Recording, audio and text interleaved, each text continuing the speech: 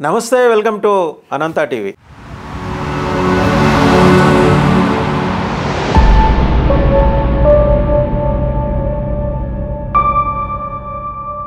Congress appeasement politics మీద ఈసారి విశ్వ హిందూ పరిషత్ తెలంగాణలో గట్టిగానే పోరాటానికి దిగింది. ఇప్పటివరకు బుజ్జగింపు రాజకీయాలు ఈరోజు వరకు నడిచింది వేరు.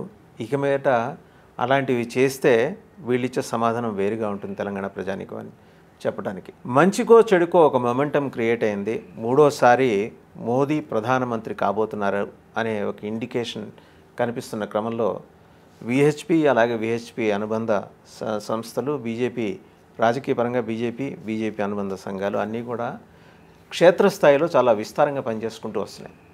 అసలు ఏం జరుగుతుంది? జస్ట్ నామినేషన్ వేసి ఖాళీగా ఇంట్లో కూర్చునే ఓవైసీ ఇవాళ గల్లీ తిరిగే పరిస్థితి ఎందుకు ఏర్పడింది? ఈ మొత్తం హైదరాబాద్తో పాటు మిగిలిన చోట్ల తెలంగాణలో ముస్లిం ఓట్లని ప్రభావితం చేయగల సెగ్మెంట్స్లో మజ్లిస్ దూకుడికి బీజేపీ కానీ బీజేపీ అనుబంధ సంఘాలు కానీ అనుబంధ సంస్థలు కానీ ఎలాంటి కట్టడి చేశాయి?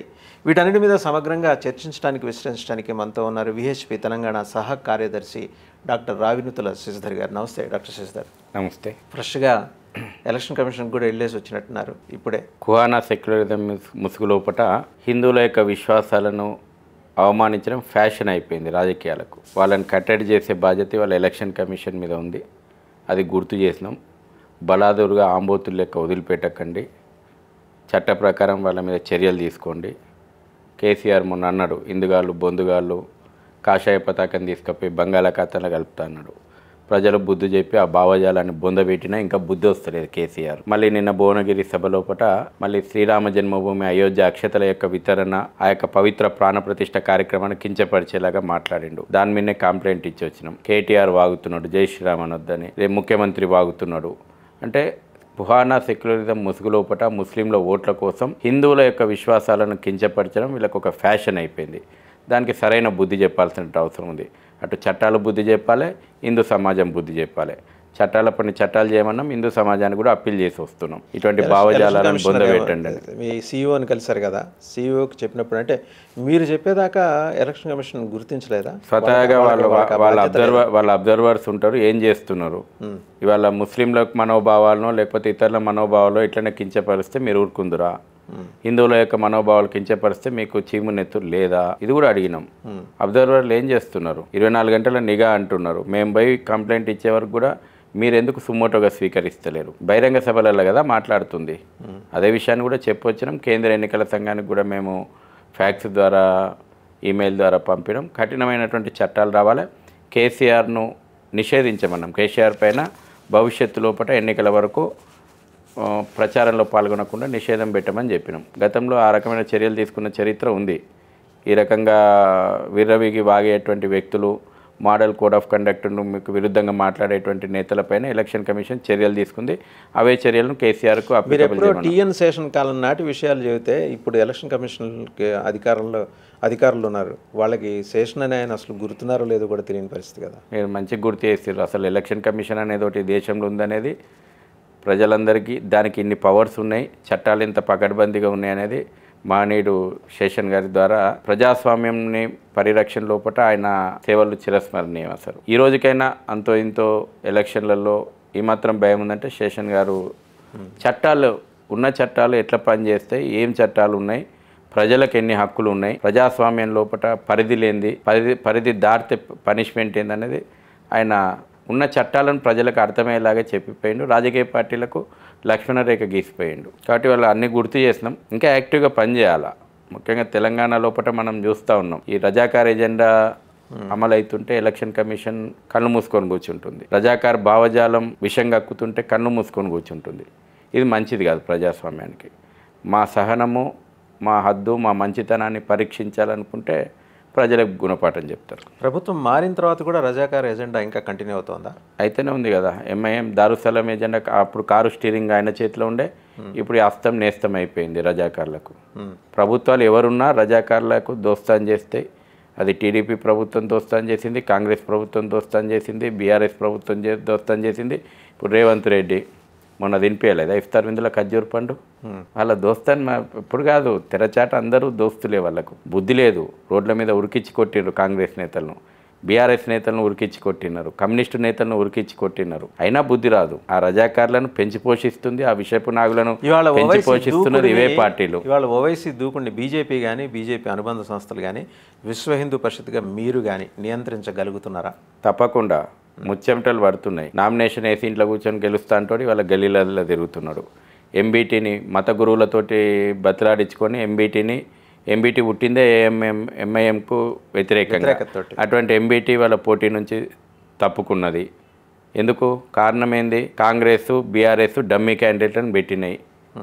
కాంగ్రెస్ నేతలు ఓపెన్గా చెప్పారు మా అధిష్టానం చెప్పింది. ఫిరోజ్ ఖాన్ ఓపెన్గా చెప్పిండు మా అధిష్టానం ఆదేశం చేసింది ఎంఐఎంను గెలిపియాలని. ఇంతకంటే ఎక్కువేమున్నది? వాస్తవంగా ఒక సమర్థుడైన అభ్యర్థి కాంగ్రెస్కి నాంపల్లి నుంచి కంటెస్ట్ చేసిన ఫిరోజ్ ఖాన్ ఉండేవాడు అనుకుంటాను. అదే ఫిరోజ్ ఖానే చెప్పిండు మా అధిష్టానం ఓవైసీని గెలిపేయమన్నది. బీఆర్ఎస్ అయితే స్టీరింగ్ ఇంకా ఒక చేతితోటి ఆ స్టీరింగ్ ఎవరి చేతుల్లో పెట్టే పోయినట్టున్నాడు. ఆయన చేతితో దోస్తాన్ని చేసి ఒక చేతి హస్తంతో ఇంకొక హస్తానికి దోస్తాన్ని ఇచ్చింది, ఇంకో చేతితోటి స్టీరింగ్ చేతిలోనే పట్టుకున్నాడు. ఏదేమైనా రజాకార్ విర్రవీగుతున్నది ఎజెండా. ఈ రజాకార్ ఎజెండాను ఖచ్చితంగా ఓడించాలా. భాగ్యనగరం లోపల ఖచ్చితంగా ఈసారి కాషాయపు జెండా ఎగురుతుంది ప్రజల లోపల. ఆ రకమైన ఓటు హైదరాబాద్ పార్లమెంట్ సెగ్మెంట్ దగ్గరకు వచ్చేప్పటికి ఎంత కాదన్నా స్కాటర్డ్ ప్లేసెస్లో హిందూ ఓటు ఉంది. డిఫరెంట్ సెగ్మెంట్స్లో 7 సెగ్మెంట్స్లో. లాస్ట్ టైం కార్వాన్తో పాటు బహదూర్పుర అనుకుంటా కొంత గట్టి పోటీ ఇవ్వగలిగింది బీజేపీ, నెక్ టు నెక్ ఇవ్వగలిగింది. ఈసారి ఏమన్నా కన్సాలిడేట్ అవుతుందా? మొన్న అసెంబ్లీ ఎన్నికలలో చాలా స్పష్టంగా అసెంబ్లీ వారీగా చూసుకుంటే హిందూ ఓటు బ్యాంకు పెరిగింది, ముస్లిం ఓటు బ్యాంకు తగ్గింది. వాళ్ళు కూడా ఎంఐఎం మీద వ్యతిరేకతతో ఉన్నారు. బయటికి వచ్చి ఓటింగ్ ఈ ఎంఐఎం ఆగడాలను భరించలేక వీళ్ళ అకృత్యాలను భరించలేక వాళ్ళు పోలింగ్ బూత్కు కూడా రాలేదు. వాళ్ళు ఆ రకంగా నిరసన చెప్పారు. త్రిబుల్ తలాక్ తర్వాత చట్టం వచ్చిన తర్వాత ముస్లిం మహిళలు మోడీ పట్ల ఇంతకాలానికి మేము మా యొక్క హక్కులు కాలరాస్తున్న మతోన్మాదం మీద మోడీ మా స్వేచ్ఛ కోసం ఒక చట్టం తీసుకొచ్చిననేటువంటి ఒక సానుభూతి ముస్లిం మహిళలలో ఉంది. ఇంతకాలానికి మా గురించి ఆలోచన చేసేటువంటి నాయకుడు ఈ దేశ ప్రధాని మా గురించి ఆలోచన చేస్తున్నాడు అనేటువంటి ఒక విశ్వాసం ముస్లిం మహిళలలో ఉంది.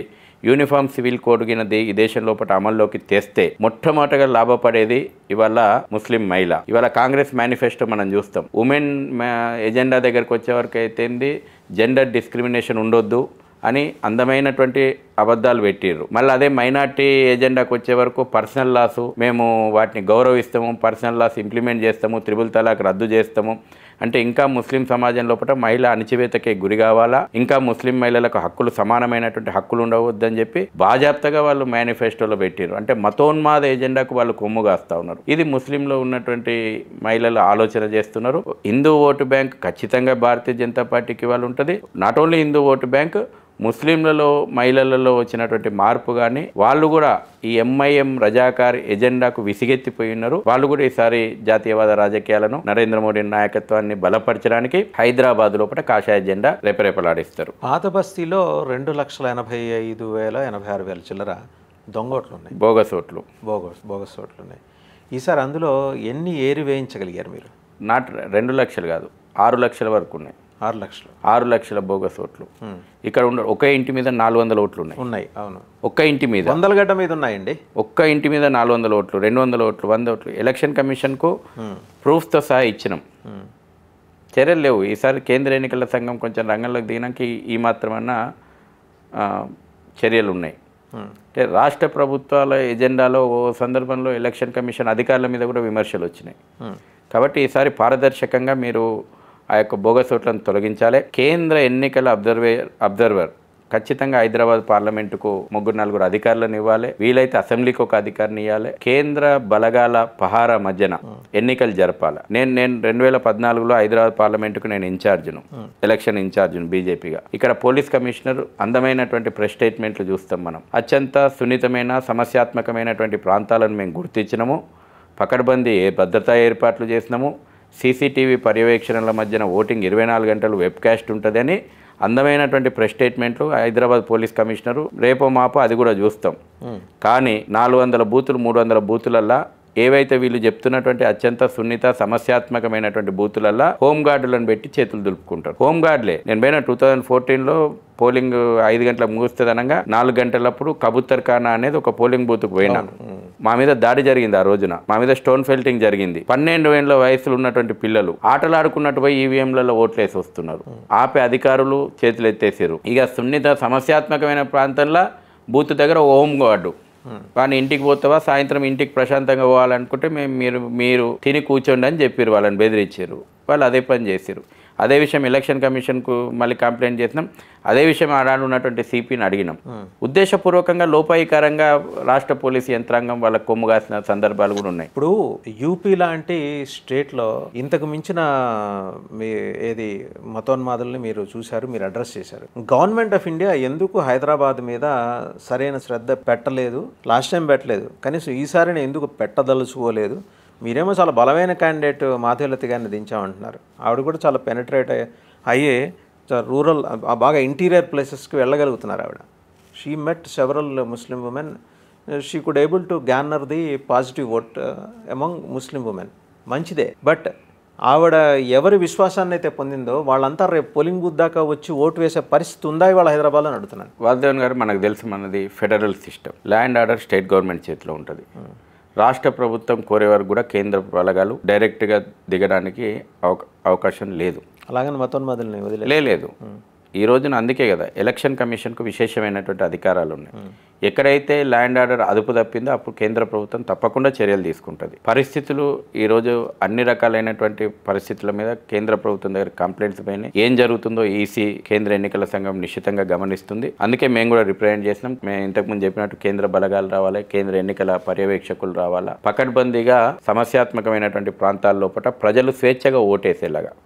నేను చెప్తున్నాను, ఒక హిందూ బెల్ట్ ఉంటుంది, చిన్న గల్లీ ఉంటుంది, పోలింగ్ బూత్ ఎక్కడో గల్లీలో ఉంటుంది. మొత్తం ఇటుపక్క అటుపక్క కూర్చొని అమ్మాయిలు ఓటింగ్ పోతుంటే బనాయిస్తుంటారు, రకరకాల కామెంట్లు చేస్తుంటారు. వాటిని భరించలేకుండా కూడా పోలింగ్ బూత్ వరకు పోయినటువంటి హిందూ అమ్మాయిలు ఇవాళ పాతపట్నంలో ఉన్నారు. ప్రాక్టికల్ విషయం చెప్తున్నాను నేను. సగం దూరం పోయి ఆ మాటలకు కన్నీళ్లు పెట్టుకొని రిటర్న్ వచ్చినటువంటి మహిళలు ఉన్నారు. ఆ రకమైనటువంటి సంఘటనలు జరుగుతూ ఉన్నాయి. కాబట్టి ప్రజలు స్వేచ్ఛగా ఓటేసేటువంటి వాతావరణం కేంద్ర ప్రభుత్వం ఇనిషియేట్ చేసుకోవాల్సిందే, ఎలక్షన్ కమిషన్ ఇనిషియేట్ తీసుకోవాల్సిందే. రాష్ట్ర ప్రభుత్వాల పోలీసు యంత్రాంగము గతంలో ఎట్లా వ్యవహరించింది, ఇక్కడటువంటి ప్రభుత్వాల లోపాయికారి ఒప్పందాలు ఏంది ఎంఐఎం తోటి అనేటువంటిది జగమెరిగిన సత్యం.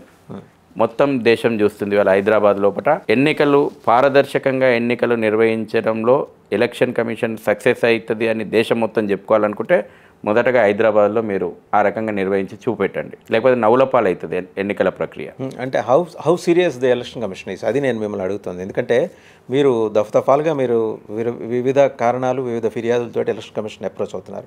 ఎక్కడన్నా వాళ్ళ ముఖాల్లో ఆ సీరియస్నెస్ కనిపిస్తోందా? ఇది చాలా ప్రిస్టేజియస్గా తీసుకోవాల్సిన సెగ్మెంట్ అనేది చాలా సీరియస్గా ఉన్నది.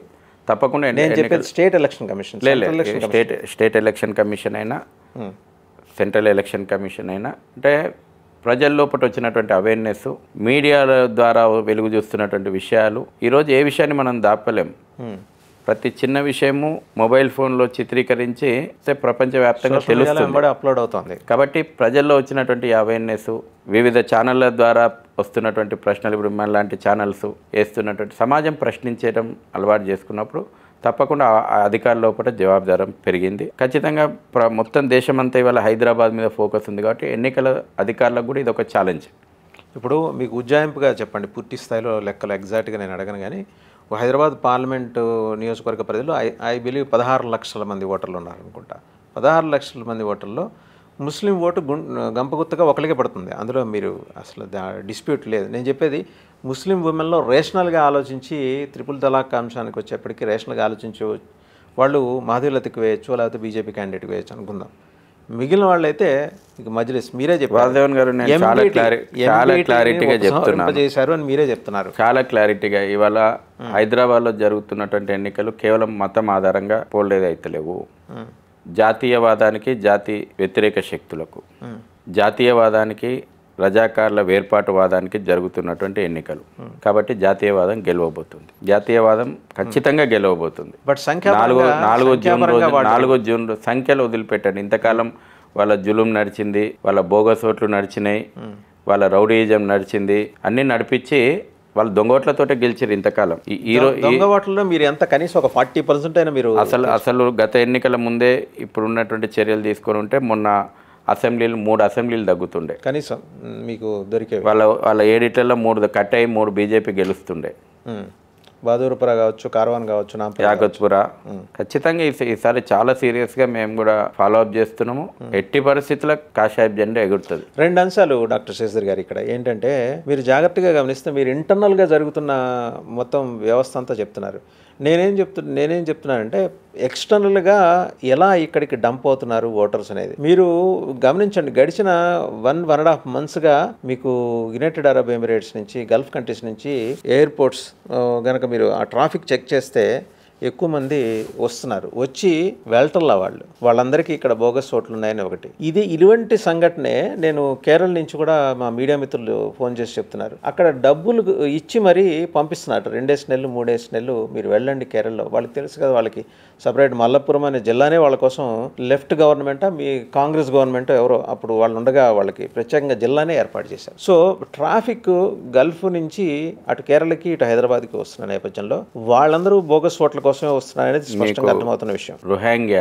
రోహింగ్యాలు నడి రోడ్డు మీద కనిపిస్తున్నారు. రోహింగ్యాలకు ఆధార్ కార్డులు ఉన్నాయి, ఓటర్ కార్డులు ఉన్నాయి, పాస్పోర్ట్లు ఉన్నాయి. వాళ్ళకి సపరేట్ హైదరాబాద్ లోపల ఫుట్బాల్ టీం ఉంది, హైదరాబాద్ లోపల రోహింగ్యా ఛానల్ ఉంది. ఇంత స్వేచ్ఛగా వాళ్ళు ఇక్కడ వనరులను దోచుకుంటున్నారు. మొన్న ప్రధానమంత్రి అదే మాట్లాడిండు. వాళ్ళ కాంగ్రెస్ మేనిఫెస్టో ఆ వనరులను పంచుతా అంటుంది. ఎవరికి? చొరబాటుదారులకు కూడా ఈ దేశ వనరులను పంచుతా అంటుంది. దాని మీద మాట్లాడితే ఇది ముస్లింలు వ్యతిరేకిస్తున్నారు, మతం ఆధారంగా రాజకీయాలు చేస్తున్నారని కాంగ్రెస్ విమర్శిస్తుంది కదా. ఎవరు? చొరబాటుదారులకి వాళ్ళ వెస్ట్ బెంగాల్ లోపల కానీ కేరళలో కానీ వినబడుతున్నటువంటి నినాదాలు ఏంది? హైదరాబాద్లో ఎంఐఎం చేస్తున్నది ఏంది? ఈ దేశ వనరులను చొరబాటుదారులకు పంచిపెడుతున్నారు. వాళ్ళని ఇక్కడ అక్రమంగా షెల్టర్ ఇస్తున్నారు. కాబట్టి వీటన్నిటిని కూడా మీరు అన్న విషయాలతో పాటు ఇంకా చాలా విషయాలు మేము అధికారుల దృష్టికి, ఎలక్షన్ కమిషన్ దృష్టికి తీసుకెళ్ళాం. ఇవన్నిటిని కూడా కట్టడి చేయబోతున్నాం. ఇవన్నీ ఉన్నాయి. మీరు చెప్పిన అన్ని విషయాలతో పాటు ఇంకా 10 విషయాలు ఉన్నాయి. ఇప్పుడే మేము అలర్ట్ చేయం శత్రువులను. ఖచ్చితంగా మేము ఇంతకాలం ఎంఐఎం ఎన్ని కుయుక్తులు చేసిందో వాటన్నిటికీ డోర్లు మూసేసి ఖచ్చితంగా కాషాయ జెండా రేపరేపలాడేసి ప్రజాస్వామ్యయుతంగా, ప్రజాస్వామ్య పద్ధతి లోపల నిజమైనటువంటి భాగ్యనగర్ ఓటర్ల యొక్క ఫలితం ఏందో జూన్ 4వ తేదీన మనం చూడబోతున్నాం. ప్రధానమంత్రి నరేంద్ర మోడీ మొన్న రాజస్థాన్లో మాట్లాడుతూ ఇదే మాట ప్రస్తావన చేశారు. ఏమని? కాంగ్రెస్ కూటమికి అధికారం ఇస్తే దేశ సంపదని ముస్లింలకి పనిచేస్తారు, అర్బన్ నక్సలిజం తరహా ధోరణి ప్రబలిపోతుంది, మహిళల మెడలో మంగళసూత్రాలతో సహా దోపిడీకి గురవుతాయి. నిజంగా అంత సివియర్గా ఉంటే 10 ఏళ్ల పాటు బీజేపీ అధికారంలో ఉంది కదా, ఏం చేయలేకపోయింది ఎందుకు? ఒకటి. రెండోది, మీరు అనొచ్చు law and order state subject, but when it comes to the matter of national integrity, జాతి సమైక్యత సమగ్రతకి భంగం కలిగించే అంశాలు వచ్చినప్పుడు కేంద్రం ఇంటర్వ్యూన్ కావచ్చు. ఫెడరల్ స్ఫూర్తిని ఎంతో ఎలా గౌరవిస్తామో అదే సందర్భంలో దేశ సమగ్రతను దెబ్బతీసే శక్తులు పెట్టరేగిపోతుంటే గవర్నమెంట్ ఆఫ్ ఇండియాని నిరోధించేది ఎవరు? ఎందుకని? చూడండి, ప్రధానమంత్రి ఉపన్యాసాన్ని చాలా మీడియా సంస్థలు, పేపర్లు వక్రీకరించినాయి. చాలా స్పష్టంగా చొరబాటుదారులకు దేశ సంపదను పంచిపెడుతుంది ఎవరు? కుహానా సెక్యులరిజం మీద పేరు మీద దేశంలోపై అక్రమంగా చొరబడి దేశంలో విద్రోహ కార్యక్రమాలకు పాల్పడుతున్నటువంటి వ్యక్తులకు, సంస్థలకు ఈ దేశ వనరులు పంచిపెట్టడానికి సిద్ధపడుతున్న వాళ్ళు ఎవరు? దీని విషయంలో ప్రధానమంత్రి గారు చెప్పారు. ఇప్పుడు రోహింగ్యాలు ఉన్నారు. రోహింగ్యాలని అంటే మనం మొత్తం ముస్లింలను అన్నట్ట? రోహింగ్యా ముస్లింలే వాళ్ళు, కానీ ఈ దేశంలో చొరబాటుదారులు కాదా? బంగ్లాదేశ్ చొరబాటుదారులను అంటే ముస్లింలను అన్నట్ట? అక్కడ ఇవాళ ఈశాన్య రాష్ట్రాలలో ఎవరు వనరులు దోచుకుంటున్నారు? అస్సాం పోతే అస్సాంలో స్థానిక ముస్లింలకు ఉపాధి లేదు.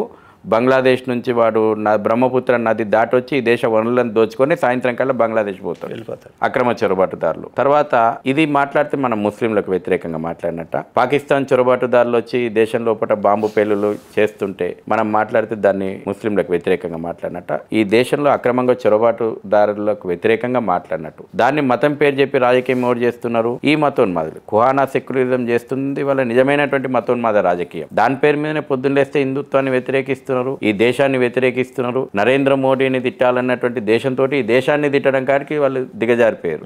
రాజకీయంగా విమర్శించవచ్చు, నేను విమర్శలను తప్పు పడతలేను. ఇవాళ కాంగ్రెస్లు కానీ కమ్యూనిస్టులు కానీ రాజకీయంగా నరేంద్ర మోడీని విమర్శించండి, కానీ నరేంద్ర మోడీని విమర్శించాలన్నటువంటి పైత్యం ఎక్కువయ్యి ఈ దేశాన్ని, ధర్మాన్ని, సంస్కృతిని కూడా కించపరిచేటువంటి స్థాయికి ఇవాళ రాజకీయాలు దిగినాయి. కాంగ్రెస్ మేనిఫెస్టో ఏందండి, డైవర్సిటీ కమిషన్ వేస్తారట. ఇంకా ఎన్ని ముక్కలు చేయాలనుకుంటున్నారు ఈ దేశాన్ని?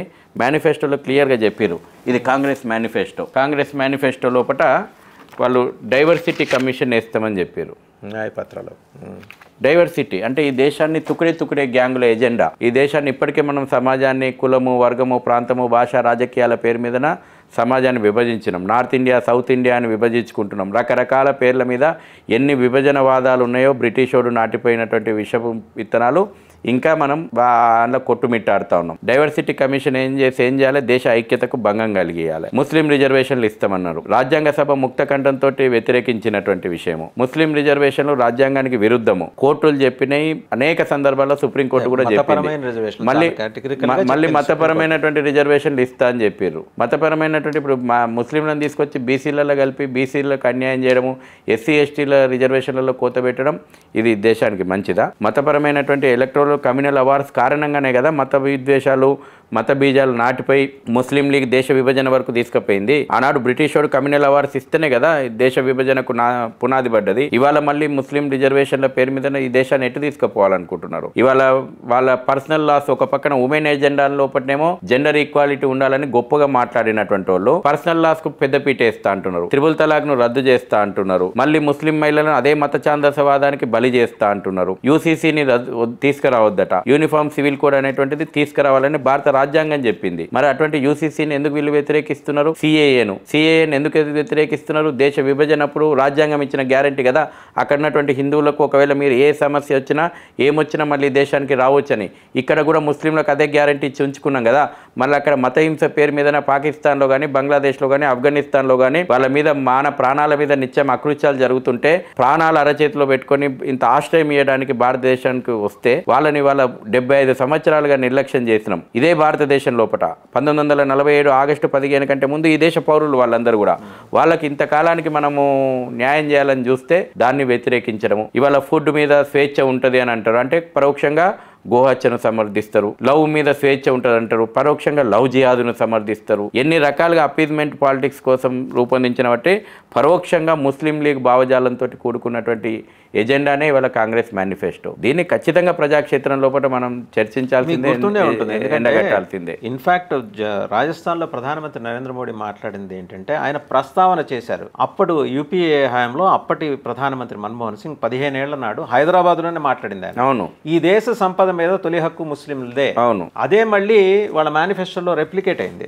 అవును, దేశ సంపదను డిస్ట్రిబ్యూట్ చేశారు. అది ప్రాపర్ గా బీజేపీ గానీ, బీజేపీ అనుబంధ సంఘాలు అయిన మీలాంటి వాళ్ళు కానీ ప్రాపర్ గా డిసిమినేట్ చేయలేకపోయారు. ప్రధానమంత్రి గారు అన్నారు కదా, ప్రధానమంత్రి అన్నదాన్ని వక్రీకరించినప్పుడు మీరు అన్నారు వక్రీకరించారు. ప్రధానమంత్రి లేదు, ఆయన అన్నది ఇది. ఆ రోజు మన్మోహన్ సింగ్ ఏం చెప్పాడో దాన్ని ఆ రోజు ఆయన చెప్పిన దాన్ని ఈ రోజు కాంగ్రెస్ మేనిఫెస్టోలో పెట్టారు అనే విషయం నేను అదే పాయింట్కి వస్తున్నాను. ప్రధానమంత్రి అన్నది మొదటగా చొరబాటుదారుల విషయంలో ఆయన చాలా స్పష్టంగా మాట్లాడిండు. రెండవది appeasement vote bank politics. Manmohan Singh నోటి నుంచి కాంగ్రెస్ బలికిచ్చింది ఈ దేశ వనరులపైన మొదటి హక్కు ముస్లింలకు ఉంటుందని. ఇది సెక్యులరిజమా? రాజ్యాంగం అది చెప్పిందా? ఏమైనా కొత్త రాజ్యాంగం అమలు చేయాలని చూస్తుందా? వీళ్ళ రాజ్యాంగం మారుస్తారని పదే పదే ఈ కాంగ్రెస్ మాట్లాడుతున్నది. అసలు రాజ్యాంగానికి విరుద్ధంగా, అంబేద్కర్ అందించిపోయినటువంటి రాజ్యాంగానికి విరుద్ధంగా రాజ్యాంగం ప్రవర్తిస్తుంది కాంగ్రెస్ పార్టీ. ఇవాళ మతపరమైనటువంటి రిజర్వేషన్లు ఇస్తామని చెప్పి రాజ్యాంగ విరుద్ధంగా మాట్లాడుతుంది కాంగ్రెస్ పార్టీ. హిందువుల యొక్క విశ్వాసాలను, హిందువుల యొక్క మనోభావాలను కించపరుస్తూ మాట్లాడుతూ రాజ్యాంగానికి వ్యతిరేకంగా పనిచేస్తుంది ఇవాళ కాంగ్రెస్ పార్టీ. యూసీసీ ఏ రాజ్యాంగం అయితే అమలు చేయాలని చెప్పిందో యూసీసీని మేము రద్దు చేస్తాము, యూసీసీ చట్టం వద్దని మాట్లాడుతూ రాజ్యాంగ విరుద్ధంగా మాట్లాడుతుంది ఇవాళ కాంగ్రెస్ పార్టీ. సిఏఏ చట్టాన్ని రద్దు చేస్తామని మాట్లాడుతుంది ఇవాళ కాంగ్రెస్ పార్టీ. అసలు రాజ్యాంగాన్ని మార్చి లేని సెక్యులర్ పదాన్ని జోడించింది Congress party. During emergency time ఈ దేశానికి సెక్యులరిజం గురించి కొత్తగా పాఠాలు చెప్పాల్సిన అవసరం లేదు అని రాజ్యాంగ నిర్మాతలు భావించారు. రాజ్యాంగ రచనా కమిటీ అయితే సెక్యులర్ అనే పదం అయితే వాడలేదు ఆయన. ఇందిరాగాంధీ పీరియడ్ లోపల సెక్యులరిజం అనేటువంటి దాన్ని తీసుకొచ్చి సెక్యులరిజం పేరు మీద ఈ రాజకీయాలకు అర్థమైంది ఏంటంటే సెక్యులరిజం అంటే హిందుత్వ వ్యతిరేకము, సెక్యులరిజం అంటే ఈ దేశానికి వ్యతిరేకంగా మాట్లాడడం, భావ ప్రకటన స్వేచ్ఛ, రైట్ టు ఫ్రీడమ్ అనేటువంటి పేరు మీదన, రైట్ టు స్పీచ్ అనేటువంటి పేరు మీదన, ఫ్రీడమ్ ఆఫ్ ప్రమోట్ చేయటం, ఇవాళ ఇది అర్థాలు చెప్తా ఉన్నారు. కాబట్టి నేను చాలా స్పష్టంగా చెప్తా ఉన్నాను, కాంగ్రెస్ ఎజెండా ఈ దేశం విస్తృత ప్రయోజనాలకు, ముఖ్యంగా యాంటీ హిందూ ఎజెండా. ఇవాళ 2014 లోపల మతహింస నిరోధక చట్టం పేరు మీద ఒక చట్టం తేవాలని సోనియా గాంధీ నేతృత్వంలో ఉన్నటువంటి UPA 2 ప్రభుత్వం ప్రయత్నం చేసింది. డ్రాఫ్ట్ బిల్లు కూడా తయారు చేసింది. మనందరి అదృష్టం, మీ ఛానల్ ద్వారా చెప్తున్నా, ఈ దేశంలో ఉన్నటువంటి హిందువుల అదృష్టం ఏంటంటే నరేంద్ర మోడీ ప్రభుత్వం వచ్చింది. ఆ చట్టం కింద అమలు అయ్యి ఉంటే ఇవాళ ప్రతి హిందువు జైళ్లలో ఉండాల్సి వచ్చి ఉంటుండే. ఎంత ఘోరమైనటువంటి చట్టం అంటే 2 అట్టిపండ్ల షాపులు ఉంటాయి, ఒకటి హిందువుది ఉంటుంది, ఒకటి ముస్లింలు ఉంటుంది. నేను పోయి హిందూ షాపులో అట్టిపండ్లు కొనుక్కుంటే ఒకవేళ ముస్లింకు నేను ముస్లిం అనే అనుమానం కారణంగానే నా షాప్కు రాలేదు, నాకు అభద్రత వచ్చిందని చెప్పి కూడా నా మీద కేసు పెట్టవచ్చు. అప్పుడు మిమ్మల్ని అరెస్ట్ చేయొచ్చు 6 నెలలు బెయిల్ లేకుండా.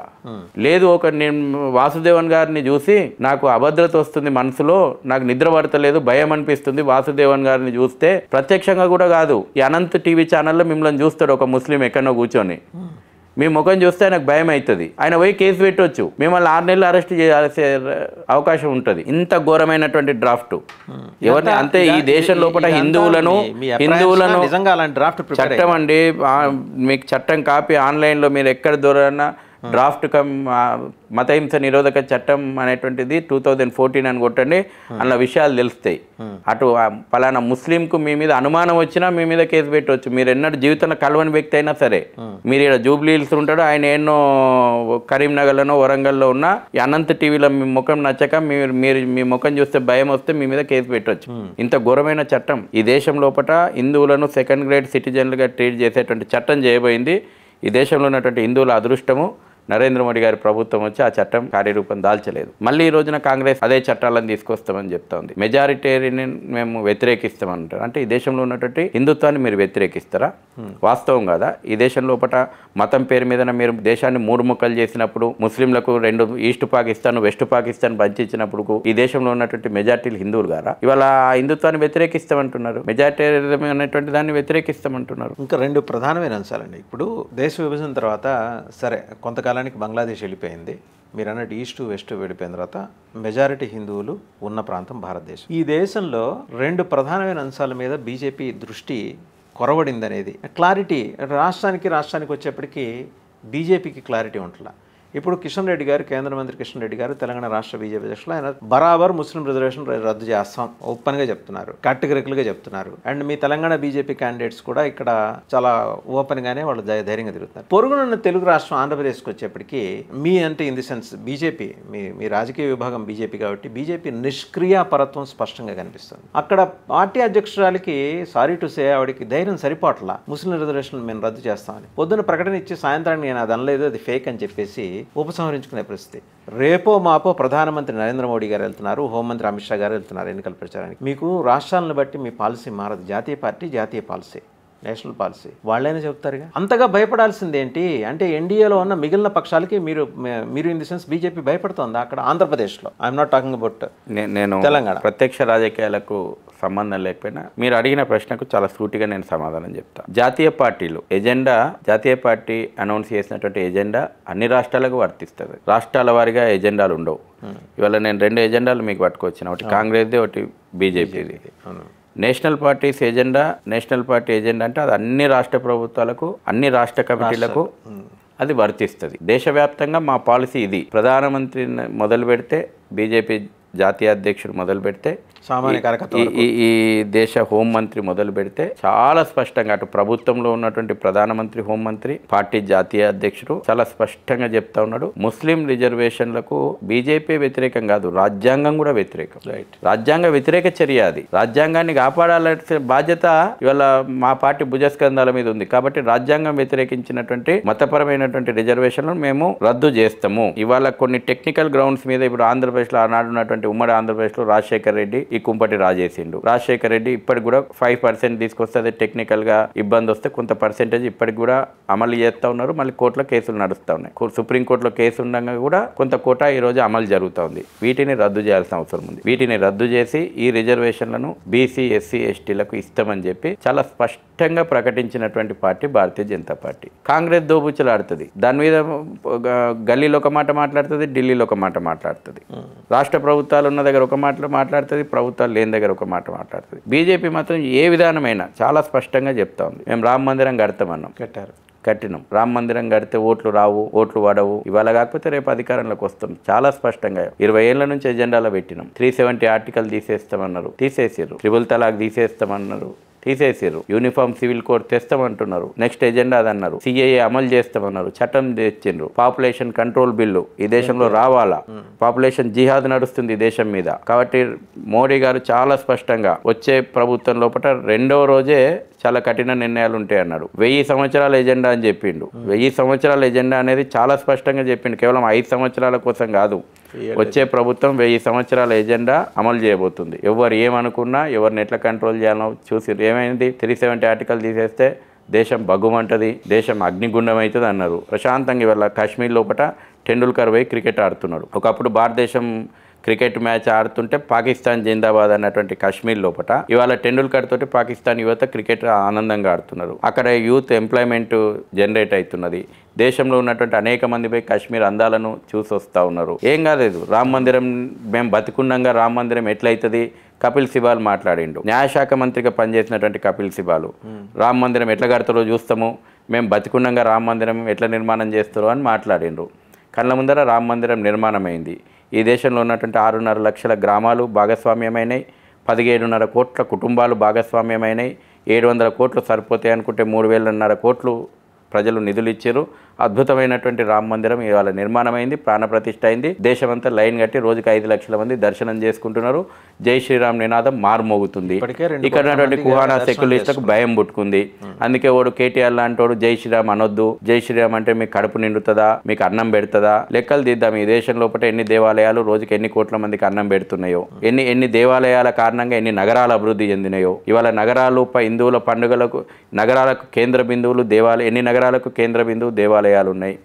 ఎన్ని హిందూ పండుగలు ఇవాళ దేశ ఎకానమీకి వెన్నుముకగా ఉన్నాయి. ఆ లెక్కలు తీసి మాట్లాడితే హిందూ జీవన విధానం, హిందూ పండుగలే ఈ దేశ ఎకానమీకి వెన్నుముక. ఎంతమందికి అన్నం పెడుతున్నాయి చూద్దాం. రోజుకు కొన్ని కోట్ల మందికి ఆకలి తీరుస్తున్నాయి దేవాలయాలు. ఇవాళ కాశీ, మధుర విషయంలో కూడా రాజకీయాలు చూస్తున్నాం మనము. చాలా మందికి నేను చెప్తున్నా, ఇవాళ మేము బతికుండంగా రామాలయం ఎట్లయితుందో అని మాట్లాడినటువంటి కాంగ్రెస్ నాయకులు కానీ, కుహానా సెక్యులర్ నాయకులకు కానీ, మీరు బతికుండంగానే బ్రహ్మాండంగా కాశీలో విశ్వనాథుని మందిరం అవుతుంది, మధురలో శ్రీకృష్ణ మందిరం అవుతుంది. మీకు అదృష్టం ఉంటే పోయి దర్శనం చేసుకుందరు. చట్టపరంగా ఉన్నటువంటి అన్ని అవరోధాలు తొలగించుకొని ఖచ్చితంగా వీటి జాతి పునర్నిర్మాణం అండి. ఏ దేశమైనా బానిస సంఖ్యలను తెంచుకున్న తర్వాత విదేశీ దురాక్రమణదారులు ఇచ్చిపోయినటువంటి ఇంకా గాయాలను మనం ఉంచుకుంటామా? మన సంస్కృతిని మనము పునర్నిర్మించుకోవద్దా? ఇది వల్ల నడుస్తూ ఉంది. దేశ ప్రధాని సమాధులను చూపెడతలేడు. విదేశీ నేతలు వస్తే మన దేశ ప్రధాని పోయి సమాధులను చూపెడతలేడు.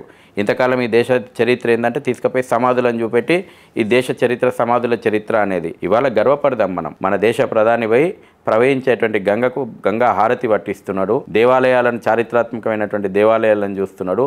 రేపు ఎవరైనా విదేశీ నేత ప్రధానమంత్రిలో రాష్ట్రపతిలో వస్తే రాముని యొక్క ఆదర్శం ఏంది ఈ దేశంలో? అయోధ్యలో రామ మందిరం దర్శనం చేయిస్తాము. యుగ యుగాలుగా రాముని ఎట్లా ఆదర్శంగా తీసుకుందో ఈ దేశం చూపెడతాం. G20 సమావేశాలు అయితే మొత్తం ప్రపంచంలో ఉన్నటువంటి అన్ని దేశాలకు మన యొక్క కల్చర్ గొప్పతనం ఏందో చూపెట్టినాం. ఇవాళ ప్రధానమంత్రి ఒక్కొక్క దేశాధినేతను స్వాగతిస్తుంటే వెనక కోనార్కు దేవాలయం యొక్క బ్యాక్డ్రాప్ ఉంది. వేల సంవత్సరాలుగా జ్ఞానాన్ని అందించింది ఈ దేశం. ఇవాళ రాష్ట్రపతి విందు ఇచ్చేది విదేశీ నేతలకు, విదేశీ అతిథులకు విందిస్తే వెనకాల నలంద విశ్వవిద్యాలయం యొక్క బ్యాక్డ్రాప్ ఉంది. అంటే వేల సంవత్సరాల క్రితమే ప్రపంచానికి జ్ఞానం ఇచ్చినటువంటి దేశం. అన్ని రంగాల్లోపట భారత్ యొక్క గొప్పతనం ఏందో ఇవాళ ప్రపంచం తెలుసుకుంటుంది, గుర్తిస్తుంది. అందుకే ఇవాళ భారత్ నాయకత్వాన్ని ప్రపంచం కోరుకుంటుంది. 2 దేశాలు యుద్ధం అవుతాయి, ఉక్రెయిన్, రష్యా యుద్ధం అవుతాయి. 2 దేశాలు భారత్ మాట వింటాయి. ఇవాళ భారతీయులకు రక్షణ కావాలి, భారతీయులను తరలించాలంటే భారతీయుల కోసం 5 గంటలు యుద్ధం ఆపుతాయి. ఇది వాళ్ళ భారత్ యొక్క నాయకత్వం, సమర్థవంతమైనటువంటి నాయకత్వం, జాతీయవాదమైనటువంటి నాయకత్వం. కాబట్టి వాళ్ళ ప్రజలందరికీ కూడా మీ ఛానల్ ద్వారా నేను అప్పీల్ చేస్తూ ఉన్నాం.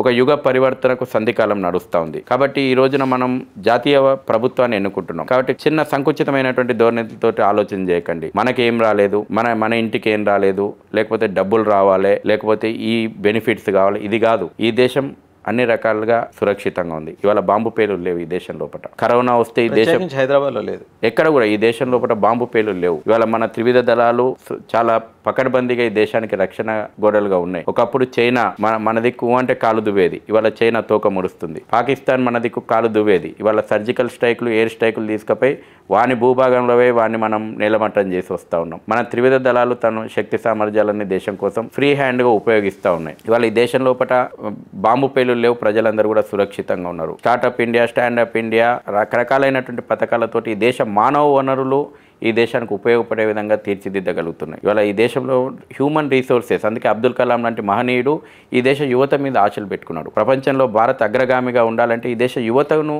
అనుకుంటే సాధించలేనిది ఏం లేదన్నాడు. అటువంటి మహనీయుడు కలలు అన్నటువంటి భారత్ ఇవాళ ఆ కళ సాకారమయ్యే విధంగా పోతా ఉంది. ఈ దేశం యొక్క మానవ వనరులు, చైనా మన కంటే జనాభాలో ఎక్కువ ఉండొచ్చు, కానీ అక్కడ వృద్ధులు ఎక్కువ. భారతదేశం గొప్పతనం ఏంటంటే ఇక్కడ యువశక్తి ఎక్కువ. కాబట్టి ఈ హ్యూమన్ రీసోర్సెస్ ఈ దేశ అభివృద్ధిలో భాగమైతా ఉన్నాయి. అందుకోసం ప్రభుత్వాలు అనేక పథకాలు ట్యాప్ చేయటం కోసం science and technology and innovation and research, వీటి మీద గవర్నమెంట్ ఆఫ్ ఇండియా ప్రత్యేకించి మోదీ ప్రధానమంత్రి అయిన తర్వాత 75 ఏళ్ల పాటు జరగనిది లాస్ట్ ఇయరే you have proposed, government of India has proposed దాదాపు మల్టీ క్రోర్ ప్రాజెక్ట్. అది అంటే ఇంతవరకు రీసెర్చ్ మీద పెట్టింది లేదు, R&D మీద పెట్టింది లేదు ఇన్నాళ్ళు, ఇప్పుడు పెడుతున్నారు. సో కొత్త సాంకేతిక రంగంలో కానీ లేకపోతే దాని అనుబంధ శాస్త్రాల్లో కానీ కొత్తగా డెవలప్ కావడానికి కావాల్సినంత స్కోప్ని క్రియేట్ చేశారు. స్కోప్ని క్రియేట్ చేసినప్పుడు మత వివక్ష, వర్ణ వివక్ష లేని విద్యా వ్యవస్థ ఏర్పాటు దిశగా మీరు చేస్తున్న, అంటే మీరు ఇన్ ది సెన్స్ బీజేపీ ఆధ్వర్యంలోని ఎన్డీఏ ప్రభుత్వం చేస్తున్న ఈ కార్యక్రమాలన్నీ కూడా సాకారం అవటానికి, అంటే సరైన సమయంలో సాకారం అంటే ఒక 30 ఏళ్ళు 40 ఏళ్ళు అయిన తర్వాత కాదు, 2-3 ఏళ్ల వ్యవధిలో ముందర పట్టాలు ఎక్కడానికి కావాల్సిన ఈ మెకానిజం అయితే డిజైన్ చేసి ఉంచారా? ఉన్నది. మీరు ఒకసారి మీరు మేనిఫెస్టో చూడండి, ఒకసారి ఆశ్చర్యం అవుతుంది. అంటే ఇన్ని పథకాలు ఈ దేశంలో అమలైనయా? ఈ దేశం యొక్క శక్తి సామర్థ్యాలను పెంచుకోవడానికి, ఈ దేశంలో ఉన్నటువంటి అట్టడుగు స్థాయి ప్రజలకు భాగస్వామ్యాన్ని పెంచడానికి ఇవాళ ఇన్ని రకాలైనటువంటి ఇన్ని రకాల ఆలోచనలు మోడీ ప్రభుత్వం చేసిందా అనేది మనకే ఆశ్చర్యం అనిపిస్తుంది. వాటి ఫలితాలు ఇవాళ చిన్న చిన్న విషయాలు, అటు స్వచ్ఛ భారత్ నుంచి మొదలు పెట్టుకుంటే అటు చంద్రయాన్ వరకు అన్ని రంగాల లోపల ఈ దేశం సాధించినటువంటి ప్రగతి ఏంది. మనం కష్టకాలం చూసినాం వాసుదేవన్ గారు. కరోనా కష్టకాలం కంటే ఇంకెక్కువ క్రైసిస్ ఈ ప్రపంచ దేశాలు అల్లాడిపోయినాయి. అసలు భారతదేశంలో చాలామంది శివాల కుప్పలైతే అనుకున్నారు. చాలా స్టేట్మెంట్లు చూస్తాం మనం, విదేశీ శక్తులు అసలు భారతదేశం ఎట్లా తట్టుకుంటుంది, శివాల కుప్ప అయిపోతుంది. చాలా కెమెరాలు పోయి కాశీ లోపల శ్మశాన వాటికలల్లా హైదరాబాద్ అంటే ప్రజల యొక్క ఆత్మస్థైర్యాన్ని దెబ్బతీయడానికి, ప్రజల లోపల ఒక గందరగోళమైనటువంటి పరిస్థితులను క్రియేట్ చేయడానికి, ఈ దేశం లోపల ఒక అంతర్గతమైనటువంటి కలహాలు క్రియేట్ చేయడానికి ఈ పేరెన్నిక గల ఛానళ్ళు అన్నీ పోయి కూడా శ్మశానాలలో కెమెరాలు పెట్టినాయి. ప్రజల లోపల భయభ్రాంతులను గురి చేసినాయి. వలస కార్మికులు రోడ్ల మీద పోతుంటే వాళ్ళ లోపల ఒక అన్రెస్ట్ క్రియేట్ చేసినాయి. రైల్వే స్టేషన్లలో గొడవలు సృష్టించేటువంటి ప్రయత్నం చేసినాయి. కానీ ఈ దేశం ఎంత నిబ్బరంగా దాన్ని ఎదుర్కొన్నది. చప్పట్లు కొడితే కరోనా పోతుందా అన్నారు. చప్పట్లు కొట్టి మనం ఆత్మనిర్భరత చాటుకున్నాం. దీపాలు వెలిగిస్తే కరోనా పోతుంది అన్నారు. కానీ దీపాలు వెలిగించి మనం ఒక ఆశా దీపం ఖచ్చితంగా ఈ దేశం ఎదుర్కొంటుంది అనేటువంటి ఒక సంకల్పం తీసుకున్నాం. అంటే చిన్న చిన్న వ్యాక్సిన్లు వాసుదేవన్ గారు, ఈ దేశం 15 ఏళ్ళు పోలియో వ్యాక్సిన్ ఈ దేశానికి రావడానికి 15 ఏళ్ళు పట్టింది. 15 సంవత్సరాలకు కానీ దేశానికి వ్యాక్సిన్ రాలేదు. కానీ భారతీయ శాస్త్రవేత్తలు, వైద్య రంగంలో ఉన్నటువంటి నిపుణులకు మనం ఆ స్వేచ్ఛ ఇస్తే ఇక్కడనే మనం వ్యాక్సిన్లు తయారు చేసినాం. చేయడం కాదు, వ్యాక్సిన్ మైత్రి పేరు మీదన మొత్తం భారత్ యొక్క గొప్పతనం ఏంది అంటే ఈ ప్రపంచాన్ని తల్లి ప్రేమ చూపెట్టేటువంటిది భారత్ ఒకటే. భారత్ దగ్గర తల్లి ప్రేమ దొరుకుతుంది. ప్రపంచంలో ఉన్నటువంటి అన్ని దేశాలకు తల్లి ప్రేమ ఎక్కడ దొరుకుతుంది అంటే భారత్ దగ్గర దొరుకుతుంది. ఎన్ని పేద దేశాలకు మనం ప్రపంచ మానవాళిని కాపాడుకునేటువంటి ఒక ప్రయత్నం చేస్తున్నాం. మనం ఇవాళ చూడలేదు ఆ పరిస్థితి లోపల నరేంద్ర మోడీ గారి నాయకత్వం, ఏ విధమైనటువంటి నాయకత్వం ఇవాళ ప్రపంచ దేశాధినేతలు కాళ్ళ మీద పడ్డారు. అంటే కష్టకాలం లోపల భారత్ మాకు అండగా ఉన్నదని. ఆఫ్రికన్ దేశాల్లో అనేక మంది దేశాధినేతలు ఈ దేశానికి ప్రధానమంత్రి కాళ్ళకు మొక్కినట్టు కాదు, భారతదేశం యొక్క ఆ గొప్పతనానికి వాళ్ళు నమస్కారం పెట్టారు. ఇవాళ ఈ దేశ ప్రజలందరినీ కూడా కాపాడుకున్నాం. ఇంకా ఆ రోజు చూస్తాం మనం మెడికల్ మాఫియా ఏ రకంగా మాకు ఇవ్వాలి వ్యాక్సిన్ రాష్ట్రాలకు ఇవ్వాలి, కేంద్రం పెత్తనం ఏంది, ఈ మెడికల్ మాఫియా చూసినాం మనం. కరోనా కాలం లోపల హైదరాబాద్లో ఇదే యశోద హాస్పిటల్ ఘనకార్యాలు చూసినాము, కార్పొరేట్ ఆసుపత్రుల్లో ఘనకార్యాలు చూసినాము. శవాల మీద ఏ రకంగా దేశం ఇంత క్రైసిస్ ఎదుర్కొంటే వైద్య రంగం, కార్పొరేట్ వైద్య రంగం ఎంత రాక్షసంగా ప్రవర్తించిందో చూసినాం మనం. కనీసం ట్రీట్మెంట్లు ఇచ్చి ఉన్న ఆస్తులు అమ్ముకున్నా కానీ కనీసం శవాలు ఇయ్యని పరిస్థితులు మనం చూసినాం. కానీ కేంద్ర ప్రభుత్వం సరైనటువంటి చర్యలు తీసుకొని పేద ప్రజల దగ్గర నుంచి మొదలు పెడితే ఎవరైనా ఖచ్చితంగా గవర్నమెంట్ వ్యాక్సిన్ ఇచ్చింది, సకాలంలో ఈ దేశ ప్రజల ప్రాణాలను నిలబెట్టింది. ఇప్పుడు మనం రుణం తీర్చుకోవాలి. ఫైనల్ గా చెప్పండి, ఎన్నికలకు వెళ్ళిపోతున్నాం, ఇంకా హార్డ్లీ 2 weeks, సార్వత్రిక ఎన్నికలు. ఇది సరే, నరేంద్ర మోడీ నాయకత్వంలో ఎన్డీఏ కూటమి కోసం మీ ప్రయత్నాలు మీరు చేస్తున్నారు. విహెచ్పిగా మేము జాతీయవాద ప్రభుత్వం కోసం మీరు మీ ప్రయత్నాలు చేస్తున్నారు. జాతీయవాద ప్రభుత్వానికి సానుకూల అంశాలు తెలంగాణలో ఏర్పడ్డాయా? ప్రజలందరూ కూడా ఇవాళ ఇక్కడ కాంగ్రెస్ నాయకత్వాన్ని, అసలు దేశంలో కాంగ్రెస్ నాయకత్వం లేదు, కాంగ్రెస్కు ఒక దశ లేదు. అమేధీ రాయ్బరేలీలు కూడా వదిలిపెట్టేసేసి ఇంకా ఇవాళ వరకు కూడా అమేధీ రాయ్బరేలీల క్యాండిడేట్ల వరకు కూడా అనౌన్స్ చేయలేదు. సోనియా గాంధీ గెలుస్తుందన్న నమ్మకం లేక రాజ్యసభకు పోయింది. రాహుల్ గాంధీ ఉత్తరప్రదేశ్లో గెలవలేనని చెప్పేసి పోయి మతోన్మాదం ఎక్కున్నటువంటి వయనాడ్ లోపల పోటీ చేసి ఆయన ఆ మతోన్మాద ఓటు బ్యాంకుతో గెలవాలని గత సంవత్సరం ప్రయత్నం చేసిండు. ఇప్పుడు కూడా అదే ఆశలు పెట్టుకున్నాడు. సో దిక్కులేని పరిస్థితి లోపల ఇండి గఠబంధన్లో అసలు ఒక స్పష్టత లేదు. కేవలం కుటుంబాల స్వార్థము, కుటుంబ రాజకీయ పార్టీలు వాళ్ళ కుటుంబాల పవర్ కోసమే పనిచేసేది, కానీ దేశమంతా ఒక కుటుంబం అనేటువంటి భావన ఇండి గఠబంధన్లో లేదు. ఇండి గఠబంధన్ అంటే అదొక విభజనవాదమే. ఈ దేశాన్ని ఎట్లయితే విభజన చేస్తామో ఆ విభజనవాదము, వేర్పాటువాదము, లేకపోతే అఫ్జల్ గురువులకు, యాకూబ్ మొమెన్లకు జైగొట్టేటువంటి నినాదాలే ఉన్నాయి, కానీ అబ్దుల్ కలాం లాంటి మహనీయునికి జైగొట్టేటువంటి భావన వాళ్ళ లోపల లేదు. జాతీయవాద ప్రభుత్వం ఏం చేసింది, చేసింది అనేటువంటిది ప్రజల ముందర ప్రోగ్రెస్ కార్డు పెట్టి ముందర పోతుంది. ఇంతకాలం ఇవాళ పేదరికం గురించి గొప్ప ఉపన్యాసాలు ఇస్తుంది. 65 ఏళ్ళు పాలించింది కాంగ్రెస్ పార్టీ కదా, ఇంకా వాళ్ళు పేదరికం ఉండడానికి వీళ్ళ పాలన. ఈసారి కూడా నరేంద్ర మోడీ గారి ప్రభుత్వము ఉచితాలు, తాయిలాలు ఇచ్చి ప్రజల దగ్గర ఓట్లు అడుగుతలేదు. ఈ దేశానికి మేము చేసినాం, ఇది చేయబోతుంది, ఇది చాలా స్పష్టంగా చెప్పిన తర్వాత దేశ ప్రజల లోపల ఒక విశ్వాసం వచ్చింది. ఇవాళ నువ్వు సాధారణమైనటువంటి గ్రామంలో పోండి, ఇవాళ మేము తిరుగుతున్నాం, సాధారణమైనటువంటి పల్లెటూరులో పైన మాత్రం మోడీ ఉండాలి. వాళ్ళ సాధారణమైనటువంటి భాష పైన మోడీ ఉండాలి, పైన మోడీ ఉండాలి. ఈ రకమైనటువంటి ఒక అండర్ కరెంటు, ఆ రకమైనటువంటి ఒక ప్రేరణ నరేంద్ర మోడీ గారి నాయకత్వంలో ఉన్నటువంటి జాతీయవాద ప్రభుత్వం మీద ఆ విశ్వాసం ఇవాళ ప్రజలకు ఉన్నది. కాబట్టి ఖచ్చితంగా ఇక్కడన బీఆర్ఎస్ కారు షెడ్డుకు పోయింది, ఇంకా బుద్ధి వస్తలేదు. ఆయన లాస్ట్ టైము ఇందుగాలు బొందుగాలు కాషాయ పతాకాన్ని తీసుకుపోయి బంగాళాఖాతంలో కలుపుతా అంటే ఆయన భావజాలాన్ని 10 అడుగుల లోతున బొందబెట్టిరు. ఇంకా బుద్ధి రాకుండా ఇంకా అదే అపీజ్మెంట్ పాలిటిక్స్ కోసం నిన్న కూడా భువనగిరి సభలో తిట్టిండు. గదే పోయి ఎలక్షన్ కమిషన్కి మేము కంప్లైంట్ ఇచ్చి వచ్చినాం. ఇక వాళ్ళు ఆ షెడ్డుకే పరిమితం అవుతుంది. అది ఇక కాంగ్రెస్ ఎంఐఎం దోస్తాను జనాలకు తెలిసిపోయింది. సో రజాకార్ ఎజెండా మళ్ళీ ఈ రాష్ట్రంలో అమలు చేయడానికి కానీ, రజాకార్ల యొక్క ఎజెండా అమలు చేయొద్దని చెప్పేసి ప్రజలు చాలా స్పష్టంగా ఉన్నారు. నరేంద్ర మోడీ గారి ప్రభుత్వం మీద విశ్వాసంతో ఉన్నారు. ముఖ్యంగా సౌత్ లోపల ఈసారి గణనీయమైనటువంటి రిజల్ట్ రాబోతూ ఉంది. అటు ఆంధ్రప్రదేశ్ కానీ, తెలంగాణ కానీ, తమిళనాడు, కేరళ ప్రజలు చాలా స్పష్టంగా రాజకీయాలు, ఎందుకంటే అందరికీ అర్థమయ్యేది అరచేతిలో ప్రపంచం ఉంది. ఇంతకుముందు కొన్ని మెయిన్ స్ట్రీమ్ మీడియా చెప్పిందే వేదము, చూపిందే సత్యము, ఇది నడిచింది కదా వాసుదేవన్ గారు. ఇప్పుడు ఆ కాలం లేదు. సోషల్ మీడియా యుగం వచ్చింది, డిజిటల్ యుగంలో ఉన్నాము. ప్రతి విషయం మీద ప్లస్ ఏంది, మైనస్ ఏంది 10 నిమిషాల లోపటే యువత అనలైజ్ చేయగలుగుతున్నారు. మొత్తం హిస్టరీ మీకంటే నాకంటే ఎక్కువ 10 విషయాలు వాళ్ళు విశ్లేషణ చేయగలుగుతూ ఉన్నారు. ఓసారి వాళ్ళ విశ్లేషణ చూసి మేము కూడా ఉపన్యాసాలు ఇస్తున్నాం. కాబట్టి ప్రజలు, ఓటర్లు చైతన్యవంతులుగా ఉన్నారు. సాధారణమైనటువంటి గ్రామీణ ప్రాంతంలో ఉన్నటువంటి వాళ్ళకు నిరక్షరాస్యులు, పేరుకు నిరక్షరాస్యత కావచ్చు, కానీ వాళ్ళకి ఈ దేశానికి ఏ నాయకత్వం కావాలనో ఈరోజు స్పష్టత ఉంది. దేశానికి నరేంద్ర మోడీ నాయకత్వం, పైన నరేంద్ర మోడీ ఉండాలని వాళ్ళే అని ఆశీర్వదిస్తున్నారు. అద్భుతమైనటువంటి రిజల్ట్ వస్తుంది. కాంగ్రెస్, బీఆర్ఎస్ మూట కట్టుకొని ముళ్ళే కట్టుకొని చదువుకోవాలి. జాతీయవాద ప్రభుత్వం. Thank you very much. So చూసాం కదా, పైన మోడీ ఉండాలి అనే విషయంలో క్లారిటీ మొత్తం వచ్చేసింది దేశం మొత్తం మీద. తెలంగాణలోని మారుమూల పల్లెల్లో కూడా ఆ క్లారిటీ వచ్చింది.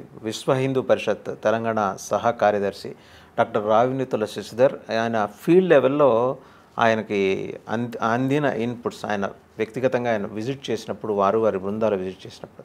రెండోది, హైదరాబాదులో మజ్లిస్ మతోన్మత్త రాజకీయాలకి ఈసారి చెల్లుచుటి పడబోతోంది.